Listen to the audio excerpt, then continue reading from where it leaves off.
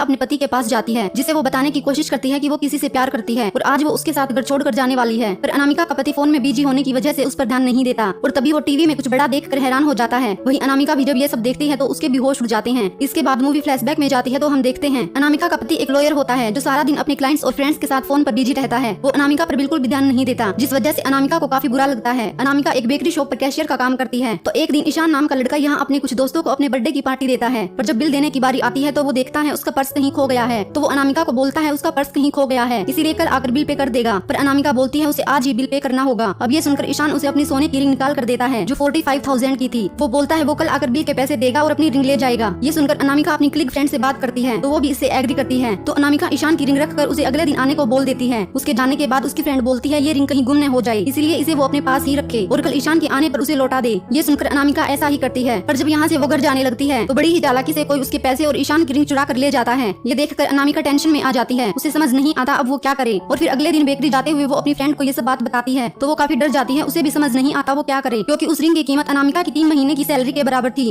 अब ये लोग बेकरी पहुँचते हैं तो कुछ देर बाद ईशान अपनी रिंग लेने आता है, पर अनामिका उसे झूठ बोलती है कि आज वो उसकी रिंग घर पर ही भूल आई। तो ईशान अनामिका का फोन नंबर नोट करके अपना एड्रेस उसे देकर बोलता है कि वो उसकी रिंग किसी के हाथों उसके घर पहुंचा दे। फिर अगले दिन हम देखते हैं जब ईशान अपने घर पर अपने कजन के साथ होता है तो तभी वहाँ अनामिका आती है, जिसे देखकर ईशान का कजन बाद में आने को बोलकर यहाँ से चला जाता है। अब ईशान अनामिका के लिए चाय बनाने लगता है तो अनामिका बड़ी मुश्किल से उसे रिंग के चोरी होने के बारे में बताती है, पर साथ में वो बोलती है वो उसके पैसे लौटा देगी। उसकी सैलरी 15,000 है तो सारे पैसे इंस्टॉलमेंट में लौटाएगी। ये सुनकर ईशान भी इसके लिए राजी हो जाता है। इसके बाद अगले दिन अनामिका फिर से ईशान के घर जाती है 15,000 रुपए देने। तो यहाँ उसे पता चलता है ईशान हिमाचल का रहने वाला है जो 6 महीने के लिए यहाँ कोई कोर्स करने आया है, उसके बाद अपने घर चला जाएगा। ये पता चलने पर अनामिका उसे इंस्टॉलमेंट के पैसे कम करने को बोलती है। पहले 12,000 फिर 10,000 और ऐसे ही करते करते वो 5,000 रुपए देने लगती है। अब ईशान उसकी सिचुएशन समझकर उसके सारे पैसे माफ कर देता है, क्योंकि रिंग चोरी होने में उसकी कोई गलती नहीं थी। फिर अगले दिन ईशान बेकरी पर बिल पे करने आता है तो अनामिका उसे पैसे देने से मना करती है और उसकी जगह हर रोज खुद उसके बिल पे करने लगती है। और फिर एक दिन ईशान अनामिका को कॉल करके बोलता है उसका एक फ्रेंड एक पार्सल देने आने वाला है, वो उसे लेकर अपने पास रख ले और घर जाते टाइम उसे देकर चली जाए। अनामिका भी ऐसा ही करती है। घर जाते हुए वो ईशान को वो पार्सल दे देती है। अब यहाँ पर ईशान अपने पियानो को बजाने लगता है तो ये देखकर अनामिका का मन भी करता है उसे बजाने का। तो ईशान उसके हाथों को पकड़कर उसे पियानो बजवाने लगता है, पर इसी बीच अनामिका को फीलिंग्स आने लगती हैं तो ये दोनों कांड करने लगते हैं। ये सब करने के बाद अनामिका घर जाने लगती है तो वो काफी खुश दिखाई देती है, क्योंकि काफी दिनों बाद उसे ये सुख मिला था। इसके बाद तो अनामिका जल्दी से अपना काम खत्म करके ईशान के घर जाकर कांड करती और काफी खुश रहती। ईशान कुछ दिनों बाद अपने घर वापस जाने वाला था तो वो अनामिका को बोलता है वो भी उसके साथ चले। तो वो बोलती है वो जल्दी ही अपने पति से दोनों के बारे में बात करेगी। पर एक दिन जब ये दोनों साथ होते हैं तो इसी बीच ईशान के एक फ्रेंड का कॉल आता है, उसके साथ कुछ गड़बड़ हुई थी। तो ईशान इससे काफी परेशान हो जाता है, पर वहीं अनामिका बार बार पूछने लगती है कि क्या हुआ। तो ईशान और भी गुस्सा होकर उसे एक तरफ धकेल देता है। फिर बोलता है उसमें थोड़ी सी भी कॉमन सेंस नहीं है क्या, जब वो बात कर रहा था तो उसे बीच में बोलने की क्या जरूरत थी। ये सुनकर अनामिका सॉरी बोलती है। वहीं हम उसे अपनी फ्रेंड के साथ देखते हैं जिसे वो बता रही थी कि वो अपने पति को छोड़कर ईशान के साथ जा रही है। तो उसकी फ्रेंड भी उसे एक बार फिर से सोचने को बोलती है कहीं वो कोई गलती तो नहीं कर रही। तो अनामिका बोलती है उसका पति उस पर जरा भी ध्यान नहीं देता, इसीलिए इसमें कुछ भी गलत नहीं है। इसके बाद हम देखते हैं अगले दिन ईशान अनामिका का एड्रेस पता करके उसके घर जाता है और पूछने लगता है अभी तक उसने अपने पति से बात की या नहीं, क्योंकि 2-3 दिन में ही यहाँ से जाने वाला है। तो अनामिका बोलती है वो जल्दी ही बात करने वाली है। अब इसी बीच अनामिका का पति घर पर आ जाता है तो ईशान बहाना बनाता है कि वो प्लम्बर है। ये सुनकर उसका पति भी बिना कुछ और पूछे अंदर चला जाता है। इसके बाद अगले दिन ईशान अनामिका की बेकरी शॉप पर जाकर अपना सामान उसके काउंटर में रख देता है और आज ही उसे अपने पति से बात करके शाम को यहाँ से निकलने को बोलता है। वो नहीं बताएगी तो उसका पति पुलिस में मिसिंग रिपोर्ट कर सकता है। अब मूवी प्रेजेंट में आती है जब वो अपने पति से बात करने वाली थी तो तभी टीवी में ईशान का इतना बड़ा कांड देखकर उसके साथ उसका पति भी हैरान रह जाता है, क्योंकि ईशान एक आतंकवादी था जिसने उनकी बेकरी के साथ साथ कई और जगहों पर भी ब्लास्ट किए थे। उसने अपनी रिंग को चोरी करवाकर जानबूझकर अनामिका को फंसाया था ताकि वो उसका यूज कर सके। ईशान ही अपने आतंकवादी ग्रुप का लीडर था, पुलिस जिसकी कई सालों से तलाश में लगी थी। अब टीवी में दिखाया जाता है पुलिस बेकरी शॉप का सीसीटीवी चेक करके आगे की कार्रवाई करेगी। ये सुनकर अनामिका के होश उड़ जाते हैं। अगर ऐसा हुआ तो उसके बारे में भी सब पता चल जाएगा, जिसके बाद क्या होगा ये कुछ नहीं कहा जा सकता। बस इसी पॉइंट पर ये मूवी एंड हो जाती है।